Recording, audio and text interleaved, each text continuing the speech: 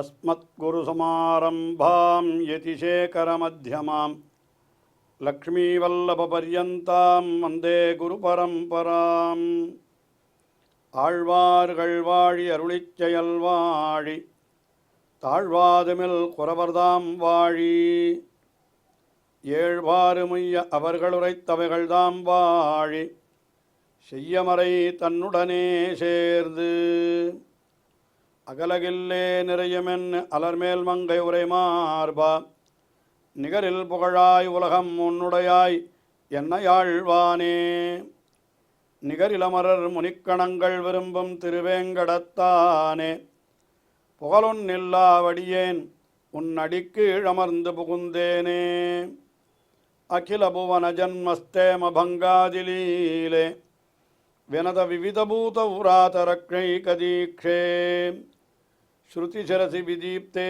பிரம்மணி ஸ்ரீனிவாசே பவது மம பரஸ்மின் சேமுஷி பக்திரூபா श्रीमान् वेङ्कटनाथार्य कवितार्किककेसरी वेदान्ताचार्यवर्यो मे सन्निधत्तां सदा हृदि எம்பெருமானை குறித்து ஸ்தோத்திரங்களை அருளி செய்த வேதாந்த தேசிகன் எம்பெருமானுடைய பத்தினிமார்களான பிராட்டிகளை குறித்தும் ஸ்தோத்திரங்களை அருளி செய்கிறார். பெரிய பிராட்டியார் ஸ்ரீ மகாலட்சுமியை குறித்து ஸ்ரீஸ்துதி என்கிற ஸ்தோத்திரத்தையும் பூமி பிராட்டியை பற்றி பூஸ்துதி என்கிற ஸ்தோத்திரத்தையும் அருளி செய்திருக்கிறார். அடுத்தபடியாக பூமி பிராட்டியினுடைய அவதாரமாய் திகழ்கின்ற ஆண்டாளை குறித்து அவர் அருளி செய்த ஸ்தோத்திரம் அதுதான் கோதாஸ்துதி என்று வழங்கப் பெறுகிறது. முக்கியமாக எம்பெருமானுக்கு அர்ச்சாவதாரத்திலே பிரதான மகிழ்ச்சி என்னால் அது கோதாஸ்துதி, கோதா தேவிதான், அது ஆண்டாள் தான் என்று பெரியோர்கள் சொல்லுகிறார்கள்.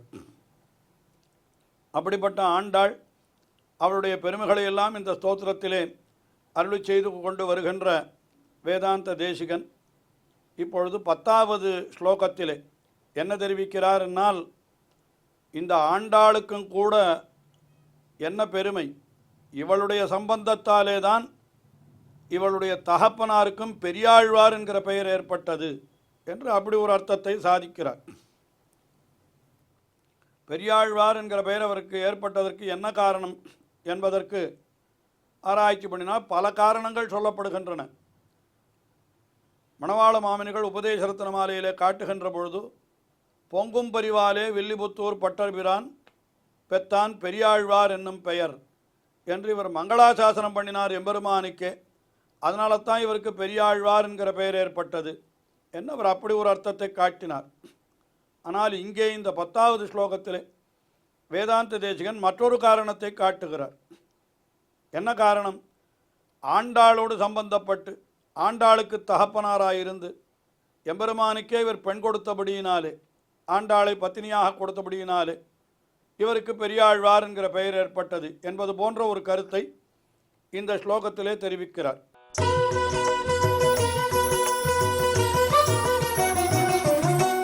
தாத்தஸ்துதே மதுபிதः ஸ்துசிலேசவஸ்யாத் கர்ணாமிருதஸ்துதிசதைः அனவாப்தபூர்வம் त्वन्मौलिगन्धसुभगाम् उपहृत्यमालां लेबे महत्तरपदानुगुणं प्रसादं ते தாத்தா தூ. ஆண்டாளே, உன்னுடைய தகப்பனாரோ என்றால் என்று சொல்கிறார்.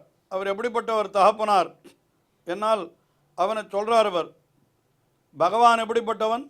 ஸ்துதிலே சவஸ்யாத்து மதுபிதா, சீர்தளவு ஸ்தோத்திரத்துக்கே வசப்படுபவன் பகவான். அதனால் இவர் என்ன பண்ணினார்? எம்பெருமானுக்கு பல ஸ்துதிகளை அருளி செய்தார். திருப்பல்லாண்டு, பெரியாழ்வார் திருமொழி என்று 2 திவ்ய பிரபந்தங்கள் பெரியாழ்வாராலே அருளி செய்யப்பட்டிருக்கின்றன. அதைத்தான் சொல்லுகிறார். கர்ணாமிருத ஸ்துதி சதைஹி, மிகவும் காதுக்கு இனியதான இருக்கக்கூடிய 100கணக்கான பாசுரங்கள். அப்படிப்பட்ட பாசுரங்களை பெரியாழ்வார் அருளி செய்தார். அப்படி எம்பெருமானை துதித்திருந்தாலும் கூட அவருக்கு என்ன அனவாப்த பூர்வம், அப்பொழுதெல்லாம் அவருக்கு கிடைக்காத ஒரு பெருமை, இதற்கு முன்பு இல்லாத ஒரு பெருமை பெரியாழ்வாருக்கு பின்னாலே கிடைத்தது. எப்பொழுது என்னால் தொன்மௌளிகந்த சுபகாம் உபகிருத்தியமாலாம். தொன்மௌளிகந்த சுபகாம், உன்னுடைய திருக்குழலிலே அந்த இருக்கக்கூடிய வாசனை, அந்த வாசனையினுடைய மாலை, வாசனையுடைய மாலை, அதை எம்பெருமானுக்கு இவர் கொண்டு போய் சமர்ப்பித்தார். சரித்திரம் எல்லாருக்கும் தெரிந்திருக்கும். அதாவது பெரியாழ்வார் நித்தியம் எம்பெருமானுக்கு மாலை கட்டி வைப்பார். ஒரு குடையிலே, பூக்குடையிலே வைக்கிறார். அவர் வெளியிலே சென்றிருக்கிற பொழுது இவள் சிறு பருவத்தில் இருக்கக்கூடிய ஆண்டாள் என்ன பண்ணுகிறாள், அந்த மாலையை எடுத்து தான் அணிந்து கொண்டு நான் அழகாக இருக்கிறேனா என்று அந்த மாலையை சூட்டி கொண்டால் எப்படி இருக்கிறேன் என்று பார்த்தாள். பார்த்துவிட்டு என்ன பண்ணினாள், அதை அப்படியே மறுபடியும் பெரியாழ்வார் எப்படி அந்த கூடையில் வைத்திருந்தாரோ அதே மாதிரி வைத்துவிட்டு போய்விடுகிறாள். இப்படியே சில நாள்கள் நடைபெறுகின்றன போலும். அது பெரியாழ்வாருக்கு தெரியாது. ஆனால் ஒரு நாள் இவள் அந்த மாலையை எடுத்து தான் அணிந்து கொண்டு அப்படி தன் கண்ணாடியிலே தன்னுடைய அழகை பார்த்து கொண்டிருந்த காலத்திலே அங்கே பெரியாழ்வார் வந்து விட்டார். உடனே அவருக்கு மிக வருத்தம் உண்டாகிவிட்டது. ஐயோ, எம்பெருமானுக்கு கட்டி வைத்திருந்த மாலையை இவள் அணிந்து கொண்டு விட்டாளே, இந்த மாலையை கொண்டு போய் எம்பெருமானுக்கு அதாவது எம்பெருமான் நாம் அணிந்த மாலையை போய் எம்பெருமானுக்கு சமர்ப்பிக்கலாமா? கூடாதாயிற்றே. அதனால் இவர் என்ன பண்ணினார், வேறு மாலையும் இல்லை அன்றைய தினம். அதனால் ஆண்டாளையும் கோபித்து கொண்டார். பெருமாளுக்கு சமர்ப்பிக்க வேண்டிய மாலையை போய் நீ அணிந்து கொண்டு விட்டாயே என்று கோபித்து கொண்டார். அவரும் எம்பெருமானுக்கு சமர்ப்பிப்பதற்கு வேறு மாலை இல்லையே என்று கொஞ்சம் வருத்தத்தோடு மயங்கி கிடந்தார். அந்த சமயத்தில் எம்பெருமான் அவருடைய கனவிலே தோன்றி என்ன சொன்னான், அவள் அணிந்து கொண்ட மாலை தான் எனக்கு மிகவும் மகிழ்ச்சியை தருகிறது. ஆயினாலே ஆண்டாள் அணிந்து கொண்ட மாலையையே நீர் கொண்டு வந்து எனக்கு சமர்ப்பியும் என்று அதையே அவன் கேட்டு பெற்றான். உடனே பெரியாழ்வாரும் கொண்டு போய் அந்த மாலையை சமர்ப்பித்தார். அதனால் எம்பெருமானுக்கு இன்னும் சந்தோஷம் அதிகமாயிற்று என்று இப்படியெல்லாம் சரித்திரம் சொல்லப்படுகிறது. ஆனால்தான் அவன் என்ன சொல்லுகிறான், அந்த ஆண்டாளை பற்றி சொல்லுகிற பொழுது எப்படிப்பட்டவள் அவள், சூடிக் கொடுத்த சுடற்கொடி, சூடிக் கொடுத்த சுடற்கொடியே தொல்பாவை பாடியருளவல்ல பல்வளையாய் என்று அவளை பற்றி சொல்லுகிற பொழுது முதல்ல சூடிக் கொடுத்த சுடற்கொடி என்று சொல்லுகிறார். தன்னுடைய கூந்தலிலே அணிந்து கொண்ட மாலையை எம்பெருமானுக்கு அவள் கொடுத்தபடியினாலே அவளுக்கு சூடிக் கொடுத்த சுடற்கொடி என்று பெயர் ஏற்பட்டது. இன்னொரு ஆச்சரியம் கூட நான் முன்பே தெரிவித்திருக்கிறேன் என்று நினைக்கிறேன். இவள் கிடைத்த பொழுதே இவளுக்கு பெரியாழ்வார் இவளுக்கு ஒரு பெயரை வைக்கின்ற பொழுது கோதை என்று பெயர் வைத்தார். இந்த கோதை என்ற தமிழ் சொல்லுக்கு என்ன பொருள் என்றால் மாலை என்பது பொருள். தமிழிலே கோதை என்கிற சொல்லுக்கு மாலை என்பது பொருள். அது மட்டுமல்ல, கோதை என்கிற சொல்லுக்கு கூந்தல் என்றும் இன்னொரு பொருள் உண்டு. தமிழிலே கோதை என்ற சொல்லு இரண்டு பொருளை உடையதாக இருக்கிறது. கூந்தல் என்றும் பொருள், மாலை என்றும் பொருள். இவள் கூந்தலிலே சூடின மாலையை எம்பெருமானுக்கு இவள் கொடுக்க போகிறாள் என்பதை முன்பே அறிந்திருந்தவர் போல இவளுக்கு கோதை என்றே பெயரிட்டார் பெரியாழ்வார் என்று பார்க்கிற பொழுது அது மாலை என்கிற பொருள் பெயரும் இவளுக்கு பொருத்தமாக இருக்கிறது. கூந்தல், அதனாலே இவளுக்கு பெருமை ஏற்பட போகிறது என்கிறதும் பொருத்தமாக இருக்கிறது. அதைத்தான் இந்த இடத்துல இந்த ஸ்லோகத்தில் வேதாந்த தேசிகன் என்ன காட்டுகிறார், தொன்மௌளிகந்த சுபகாம் மாலாம் உபகிருத்தியா, உன்னுடைய தொன்மௌளி, உன்னுடைய கூந்தலிலே வீசுகின்ற மனத்தோடு கூடியதான அந்த மாலையை எம்பெருமானுக்கு சமர்ப்பித்தார் பெரியாழ்வார்.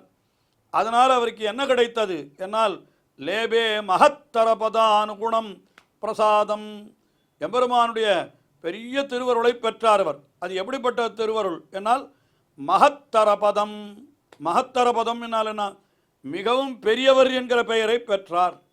அதைத்தான் பெரியாழ்வார் என்கிற திருநாமத்தை பெற்றார் என்று சொல்லும்படியாக அந்த பெருமை ஏற்பட்டதல்லவா.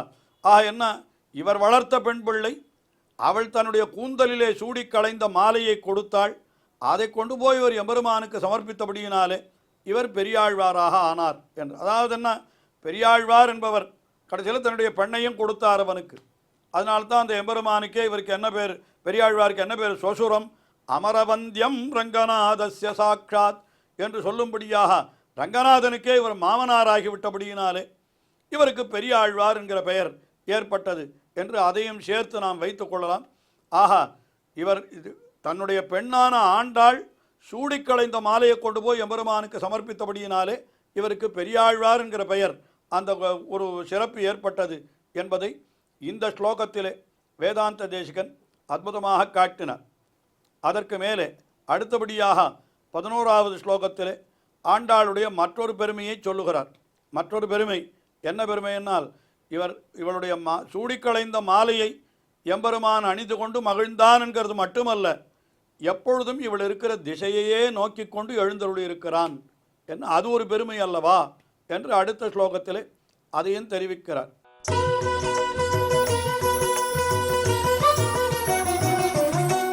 திக் தட்சிணாபி பரிபக்திரிம புண்ணியலப்யாத் சர்வோத்தரா பவதி தேவி தவாவதாராத் எத்ரைவ ரங்கபதினா பகுமானபூர்வம் நித்ராளுனாபி நியதம் நிகிதா கடாட்சாக. திக்குகள் திசைகள் இருக்கின்றன அல்லவா, இதுக்கெல்லாம் வடமொழியிலே பேர் சொல்லுகிற பொழுது தட்சிணா என்று சொன்னால் அது தெற்கு திக்கு, உத்தரா என்று சொன்னால் அது வடக்கு திக்கு. தட்சிணா என்கிற சொல் தெற்கு திக்கையும், உத்தர என்கிற சொல்லானது வடக்கு திக்கையும் குறிக்கிறது. ஆனால் இப்பொழுது என்ன ஆகிவிட்டது, ஆண்டாளுடைய அவதாரத்தாலே அந்த தட்சிண திக்கு உத்தர திக்காக ஆகிவிட்டது என்று சொல்லுகிறார். தட்சிண திக்கு என்னால் என்ன, ஆண்டாள் அவதரித்தது ஸ்ரீரங்கத்திற்கு தெற்கிலே இருக்கக்கூடிய திவ்ய தேசம் ஸ்ரீவில்லிபுத்தூர்.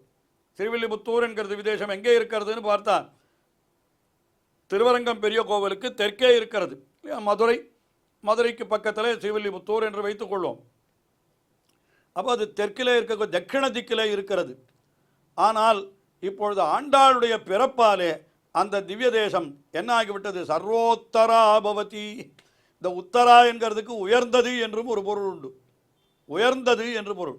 அப்போ என்ன ஆச்சு, தட்சிண திக்கு என்ன ஆயிடுதுன்னா சர்வோத்தரா பவதி, ரொம்ப உத்தர திக்காக ஆகிவிட்டது, மிகவும் உயர்ந்த திக்காக ஆகிவிட்டது என்பது நேரடியான பொருள்.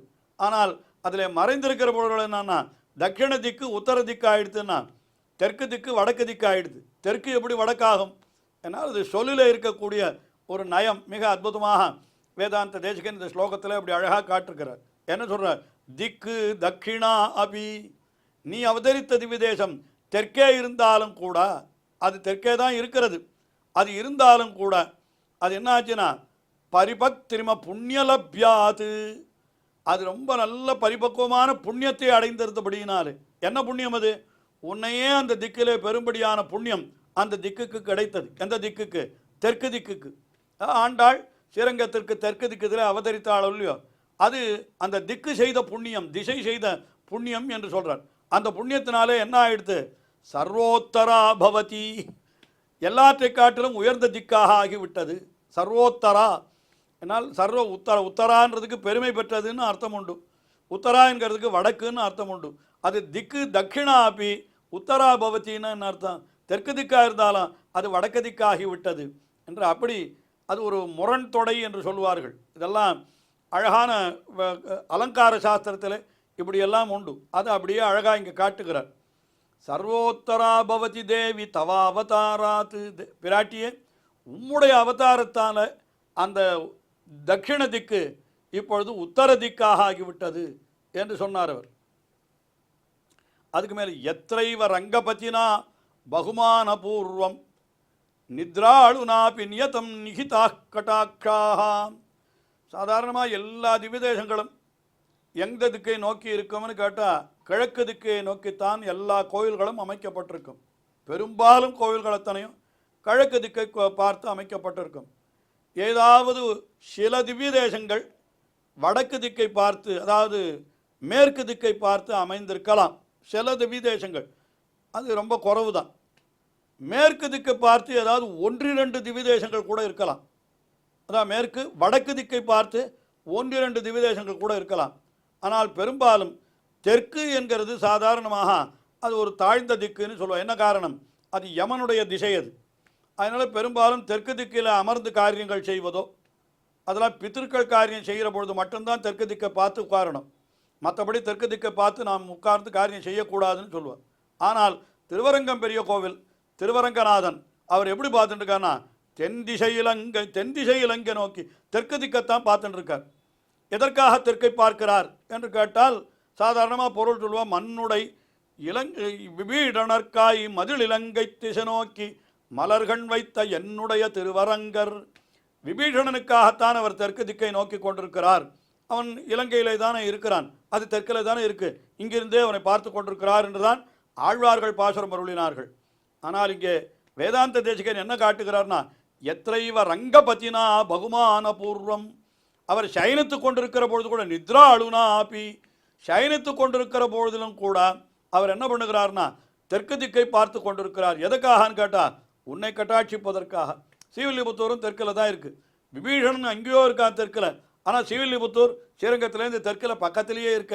அதனால் சயனித்து கொண்டிருக்கிற பொழுது கூட ஆண்டாள் அவதரித்த திவிதேசத்தை அவர் கட்டாட்சித்து கொண்டிருக்க வேணும் என்பதற்காகத்தான் அவர் தெற்கு திக்கிலேயே பார்த்து கொண்டிருக்கிறாரோ என்று சொல்லும்படியாக அப்படிப்பட்ட இவளுடைய அவதாரத்தாலே அந்த தெற்கு திக்குக்கு உண்டான ஒரு பெருமை அதை இந்த ஸ்லோகத்திலே அருளி செய்கிறார்.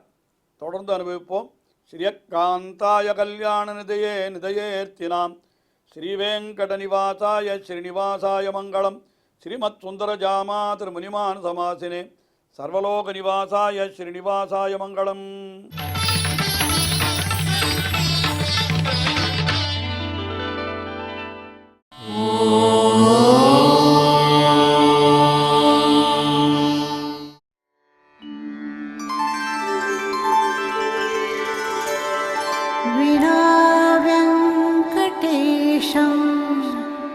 ननाथो ननाथः सदा वेङ्कटेशं स्मरामि स्मरामि. हरे वेङ्कटेश प्रसीद प्रसीद. प्रियं वेङ्कटेश प्रयच्छ प्रयच्छ.